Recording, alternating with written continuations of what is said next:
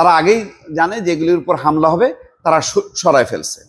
এই কারণে যুক্তরাষ্ট্র এখন বলতেছে যে ইরান ইউরেনিয়াম সরিয়েছে এমন কোনো প্রমাণ নেই, এবং এটা বলার মধ্য দিয়ে তারা বোঝাইতে চাচ্ছে যে ইরানের পারমাণবিক 3টা যে স্থাপনা সেই 3টাই শেষ হয়েছে, অর্থাৎ তারা সফলতার দাবি করতেছে।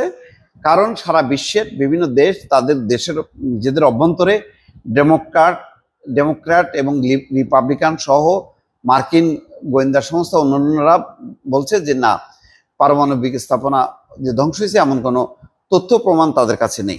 ফলে যখনই কি এরকম কথা উঠলো তাহলে প্রশ্ন উঠবে যে তাহলে ডোনাল্ড ট্রাম্প এই যে কোটি কোটি ডলার ব্যয়ে 125টা বিমান নিয়ে যে তাহলে হামলা করলো, বোমা ফেললো, তাহলে লক্ষ্যটা কি অর্জন হলো? তাহলে কি আমেরিকা ফেল হয়েছে? না, ফেল এইটা মানে এই কথাটা অন্তত আর যাই হোক মানে ট্রাম্পের খাতায় লেখা নেই, তাকে যেভাবে হোক না কেন সফল দেখাইতেই হবে। এখন তাই হচ্ছে। যুক্তরাষ্ট্রের প্রতিরক্ষা মন্ত্রী পিট হেগসেথ বলেছেন ইরান তার সমৃদ্ধ ইউরেনিয়ামের কোনো অংশ সরিয়ে নিয়েছে এমন কোনো গোয়েন্দা তথ্যের কথা তার জানা নেই। গত বৃহস্পতিবার এক সংবাদ সম্মেলনে হেগসেথ এই কথা